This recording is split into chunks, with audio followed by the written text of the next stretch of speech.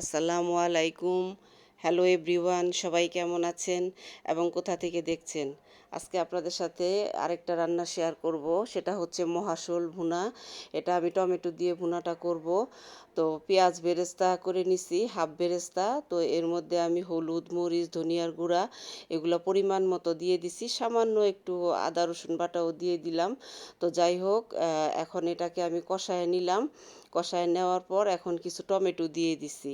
টমেটোটা দেওয়ার পরে এখন একটু নাড়াচাড়া করে আমি এটাকে আবার ঢেকে দিব, যাতে টমেটোটা একটু নরম হয়ে আসে।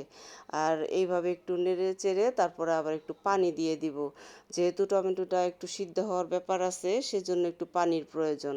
আর এই জন্যই একটু পানি দিয়ে দিলাম। তো ঢেকে দিছিলাম, এখন আবার ঢাকনাটা উঠায় আমি আবার টমেটো এবং পেঁয়াজের যে গ্রেভিটা, এটাকে আমি আর একটু নাড়াচাড়া করে দিতেছি।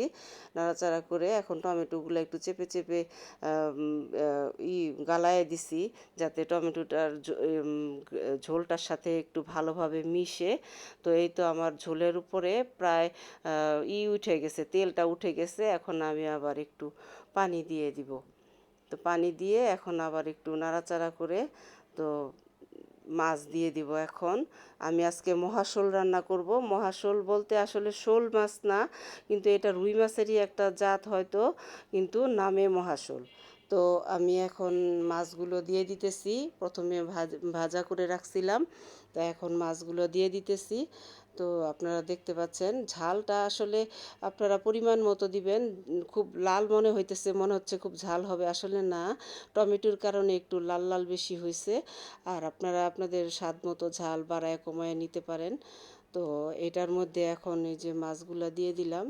আর এখন একটু মানে জাল করতে হবে, কারণ কি মাছের মধ্যে যদি লবণ মরিচটা না ঢোকে, তাহলে মাছ ভালো লাগবে না। কিছুক্ষণ চুলার মধ্যে রাখবো, আর কিছুক্ষণ একটু চুলার মধ্যে রাখবো। তো এই তো প্রায় অনেকক্ষণই প্রায় হয়ে গেছে। জাল হইতেছে।